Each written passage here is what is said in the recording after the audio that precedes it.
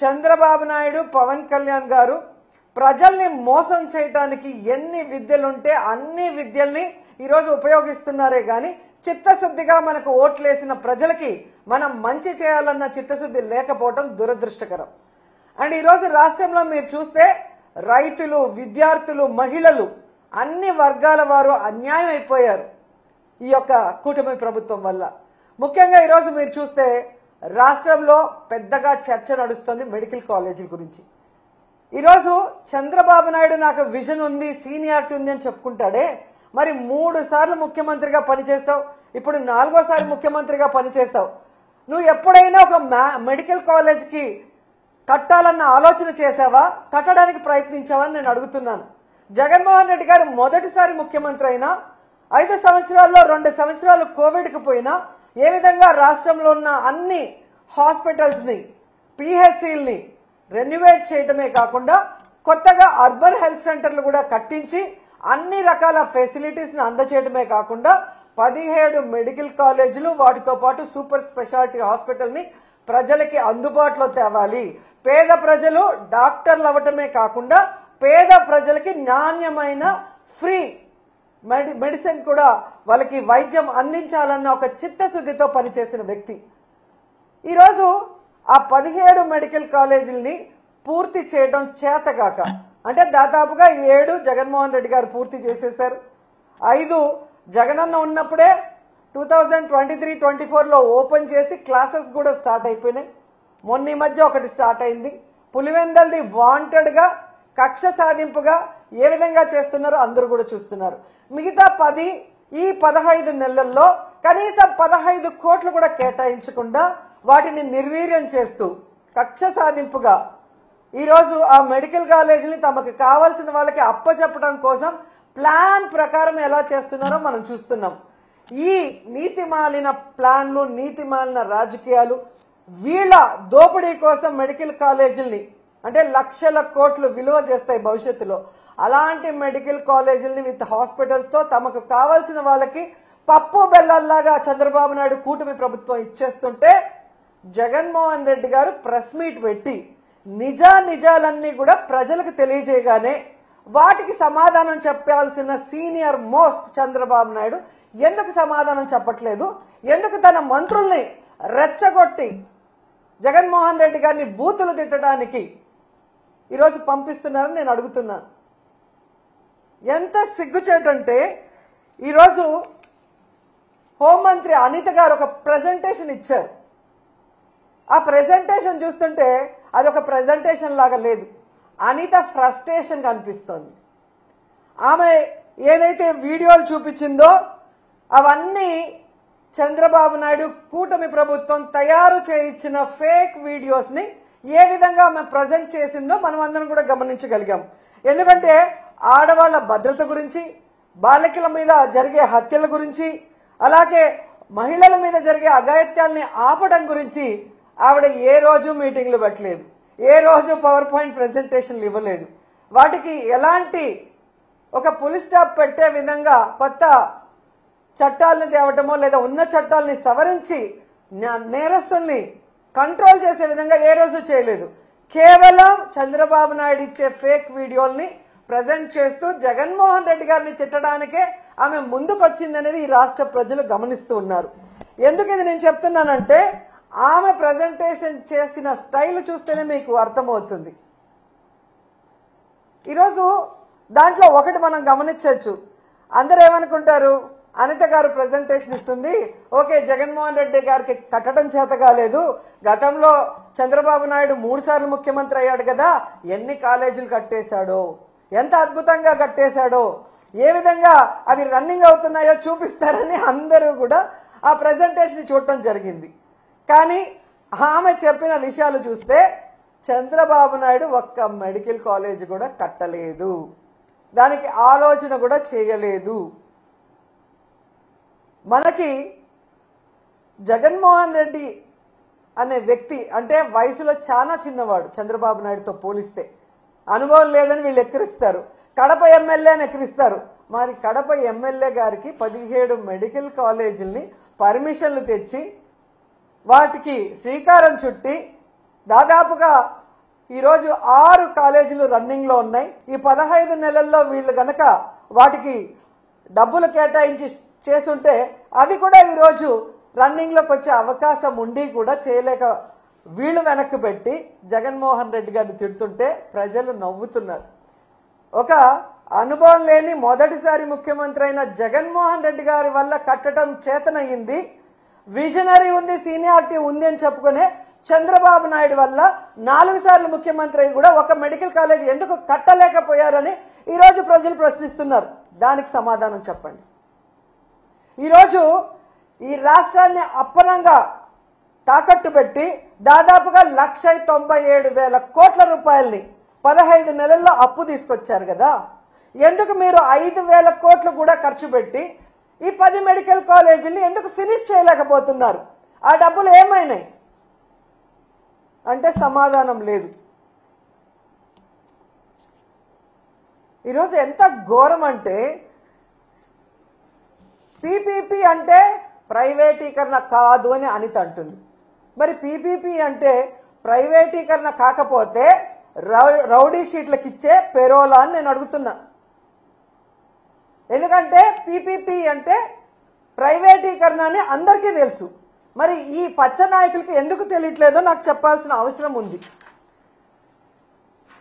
ఈరోజు పీపీపీ కానప్పుడు డబ్బులు లేక ప్రైవేటు వాళ్ళకి అప్పగిస్తున్నామని జీవో ఎందుకు ఇచ్చారు? మరి ఆ జీవోని రద్దు చేయండి. మీరు చెప్పినట్లుగా పీపీపీ అంటే ప్రైవేటీకరణ కాదు అని మీరు అన్నది నిజమైతే, డబ్బులు లేక ఈరోజు ప్రైవేటు వాళ్ళకి దీన్ని ఇస్తున్నామని జీవో ఇచ్చారు కదా, అది వెంటనే రద్దు చేసి ప్రభుత్వమే ఆ కాలేజీల్ని పూర్తి చేయాలని కూడా వైఎస్ఆర్సీపీ నుంచి మేము డిమాండ్ చేస్తున్నాం. అండ్ ఈరోజు మీరు చూస్తే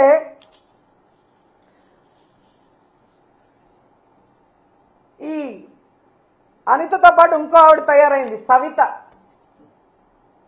మొదటిసారి ఎమ్మెల్యే అవగానే మంత్రి అవగానే కొత్త పిచ్చోడు పొద్దురగడు అంటారు చూసావా, ఆ విధంగా ఉంది సవిత ప్రవర్తన. తనకు ఓట్లేసి గెలిపించిన ప్రజలకి ఈరోజు మెడికల్ కాలేజీని పూర్తి చేయాల్సిన బాధ్యత మంత్రికి లేదా జిల్లాలో? ఈరోజు చంద్రబాబు నాయుడు మీద ఒత్తిడి తీసుకొచ్చి ఆ కాలేజీని పూర్తి చేయడం ఆమెకి చేత కాదు. ఈరోజు అమరావతిలో వర్షం వచ్చింది, నీళ్లు తోడుతున్నామని కోట్లు వేస్ట్ చేస్తూ తినేస్తున్నారు. దాంట్లో కొంత డబ్బు తీసుకొచ్చి పూర్తి చేయొచ్చు కదా, అది చేత కాదు. ఈరోజు మీ వెనకబడిన ప్రాంతం అనంతపురంలో పేద ప్రజలకి ఒక నాణ్యమైన వైద్యాన్ని అందించే విధంగా చంద్రబాబు నాయుడు కూడా చేయని ఆలోచన జగన్మోహన్ రెడ్డి గారు చేసి అక్కడ కాలేజీని నిర్మాణం స్టార్ట్ చేస్తే అది పూర్తి చేసుకోకుండా దాన్ని అమ్మకానికి కేబినెట్ లో పెడితే ఎలా సిగ్గు లేకుండా దానికి మద్దతు తెలిపావని సవితను అడుగుతున్నా నేను. మళ్ళీ నువ్వు కూడా మాట్లాడేదన్నా జగన్మోహన్ రెడ్డి గారి గురించి? నీకే అర్హత ఉంది? నీకు ఓట్లేసిన ప్రజలకి వెన్నుపోటు పొడిచి చంద్రబాబు నాయుడు చెప్పేదానికి గంగిరెద్దులాగా తల ఊపుతూ జగన్మోహన్ రెడ్డి గారిని మాట్లాడే అర్హత మీకుందా అని అడుగుతున్నా. మళ్ళీ అనిత అంటుంది జగన్మోహన్ రెడ్డి గారు లండన్ మందులు వేసుకోకపోవడం వల్ల ఏదేదో పిచ్చి పిచ్చిగా మాట్లాడుతున్నాడంట. ఈరోజు హైదరాబాద్లో 15 రోజులకు ఒకసారి ఏఐజీ హాస్పిటల్కి పోయి ఎవరు మందులు వేసుకుంటున్నారో రాష్ట్రంలో ఉన్న తెలుగు రాష్ట్రాల్లో ఉన్న అందరి ప్రజలకు తెలుసు. అబద్ధాలు కల్లార్పకుండా ఎలా చెప్పాలో అనేదానికి మందును కనిపెట్టి చంద్రబాబు నాయుడు మీ అందరికీ ఆ మందు ఇస్తున్నాడు కాబట్టే ఈరోజు మీ అందరూ కల్లార్పకుండా అబద్ధాలు చెప్తున్నారు తప్ప, ఈరోజు మీకు దమ్ముంటే నేను వస్తాను, రండి. రాజమండ్రి మెడికల్ కాలేజ్కి వస్తారా? విజయనగరం మెడికల్ కాలేజ్కి వస్తారా? నేను ఇన్ఛార్జిగా ఉన్న మచిలీపట్నం మెడికల్ కాలేజ్కి వస్తారా? నంద్యాల మెడికల్ కాలేజ్కి వస్తారా? మీ పక్కనే ఉంది కదా, వైజాగ్లో ఉంటావు కదా, పాడేరు, ఆ మెడికల్ కాలేజ్కి వస్తావా? మెడికల్ కాలేజీలు అంటే ఎలా ఉంటాయి, ఎలా కట్టాలి, అక్కడ చదువుకుంటున్న మెడికల్ స్టూడెంట్స్ ఎవరెవరు అనేది డీటెయిల్గా మీకు చూపిస్తాను. దమ్ముంటే ఎవడైనా రండి, తీసుకెళ్తాను. ఏదో పిచ్చి పిచ్చి వీడియోలు తయారు చేసి ఈ పిల్లలు చూస్తే వా అంటారా? ఆ పిల్ల నువ్వేమన్నా యాంకర్వా, హోమ్ మినిస్టర్వా? ఏదో షోలో యాంకరింగ్ చేసినట్టు యాంకర్ లాగా మాట్లాడుతున్నావు. పిల్లలు చూసి వావ్ అంటారా అని. జగన్మోహన్ రెడ్డి గారు ప్రజలకి మంచి చేశారు. మీలాగా ఈవీఎంలను మేనేజ్ చేసుకుని అధికారంలో రాలేదు. ప్రజలకి తాను ఏం చేస్తానో నమ్మకం కలిగించి అధికారంలోకి వచ్చారు. వచ్చిన తర్వాత ఇచ్చిన మేనిఫెస్టోని ఈ దేశంలో ఏ రాష్ట్రంలో ఏ ముఖ్యమంత్రి చేయనటువంటి విధంగా 99% చేసి మీకు ఇచ్చాడు. స్కూళ్ళు కానీ, హాస్పిటల్ కానీ, హార్బర్లు కానీ, ఇలా చెప్పుకుంటూ పోతే జగన్మోహన్ రెడ్డి గారు ఎంత అభివృద్ధి చేశారో మీ అందరికీ కళ్ళారా చూశారు. అలాగే ఇచ్చిన వెల్ఫేర్ స్కీమ్స్ అవినీతి లేకుండా డైరెక్ట్ గా ఎలా అకౌంట్లోకి పోయాయో అది కూడా మీరు కళ్ళారా చూశారు. అయినా ఏ విధంగా కళ్ళార్పకుండా అబద్ధాలు చెప్పడానికి మీకైనా ఉండాలి, లేదా మీతో చెప్పించి ఆ చంద్రబాబు నాయుడుకైనా ఉండాలి. ఎందుకంటే ఆయన 4 సార్లు ముఖ్యమంత్రి అయినా ఏ రోజు ఇచ్చిన మేనిఫెస్టోని ప్రజలకు అందుబాటులోకి తీసుకురాడు. ఎవరైనా మాట్లాడితే వాళ్ళకి నాలుక మందం అంటాడు. ఎవరైనా మాట్లాడితే వాళ్ళ మీద తప్పుడు కేసులు పెడతాడు. ఎవరైనా మాట్లాడితే వాళ్ళ ఎమ్మెల్యేలు మంత్రులతో బూతులు మాట్లాడిస్తాడు. అంతే తప్ప ఆనాడు ఎన్టీఆర్ తీసుకొచ్చిన వాటినైనా ఈయన సక్రమంగా ముందుకు తీసుకెళ్లాడా? ఆనాడు రాజశేఖర రెడ్డి గారు తీసుకొచ్చినవైనా సక్రమంగా ముందుకు తీసుకెళ్లాడా? ఆనాడు జగన్మోహన్ రెడ్డి గారు తీసుకొచ్చినవన్నా ఈరోజు ఆయన సక్రమంగా తీసుకొస్తున్నారా? వాళ్ళు ప్రజల కోసం మంచి చేస్తే ఈయన అబద్ధాలు చెప్పి అధికారంలోకి వచ్చి వాటిని ఎలా తుంగలో దొక్కాడో మీ అందరూ కూడా ఈ రాష్ట్ర ప్రజలు అనుభవించారు, కళ్ళారా చూశారు. సో వాళ్ళు తెలుసుకోవాల్సింది, ఈరోజు విజన్ ఉంది, విస్తరాకులో కట్టుందని చెప్పుకునే ఈ చంద్రబాబు నాయుడు కనీసం 4 సార్లు ముఖ్యమంత్రి అయి కూడా ఒక్క మెడికల్ కాలేజీని కూడా కట్టలేకుండా జగన్మోహన్ రెడ్డి గారు కట్టి ఓపెన్ చేశారు. ఆల్మోస్ట్ 6. ఒకటి పూర్తయింది పులివెందల్లో, దాన్ని ఓపెన్ చేయొచ్చు. ఇంకా 10-15 నెలల్లో వాటికి కావాల్సిన ఫైనాన్స్ సపోర్ట్ చేసుంటే ఇప్పటికీ క్లాసులు ప్రారంభమై ఉంటాయి. కానీ ఎంత సిగ్గుచేట అంటే మంత్రులు మాట్లాడుతున్నారు. అసలు ఈ మంత్రులకి మెడికల్ కాలేజీలు ఎట్లా పర్మిషన్లు తెచ్చుకుంటారు, ఎలా స్టార్ట్ అవుతాయి, వాటి ప్రొసీజర్ ఏంటి అనేది వీళ్ళకి తెలుసా నేను అడుగుతున్నాను. ఎందుకంటే ఒక మెడికల్ కాలేజీ రావాలి అంటే ముందు ఆసుపత్రి నడపాలి, తర్వాత ఎన్ఎంసి వాళ్ళు వచ్చి దాన్ని పరిశీలించి ఓకే అనుకుంటే పర్మిషన్ ఇస్తారు.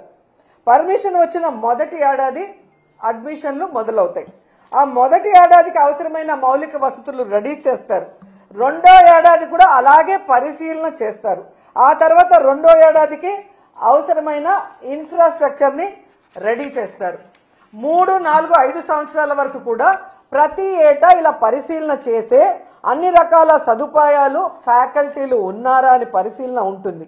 అంటే ఒక మెడికల్ కాలేజ్ పూర్తి స్థాయిలో నడవాలి అంటే దాదాపుగా 7 నుంచి 8 సంవత్సరాలు పడుతుంది. ఎందుకు ఇది చెప్తున్నానంటే మంగళగిరి ఎయిమ్స్ మెడికల్ కాలేజ్ కూడా మొదట విజయవాడలో ఉన్న సిద్ధార్థ కాలేజ్లో రెంట్కున్న బిల్డింగ్లోనే రెంట్కున్నారు. అది పూర్తి స్థాయిలో తయారు కావడానికి, పూర్తి స్థాయిలో క్లాసులు ఈరోజు నిర్వహించడానికి దాదాపుగా 9 సంవత్సరాలు పట్టింది.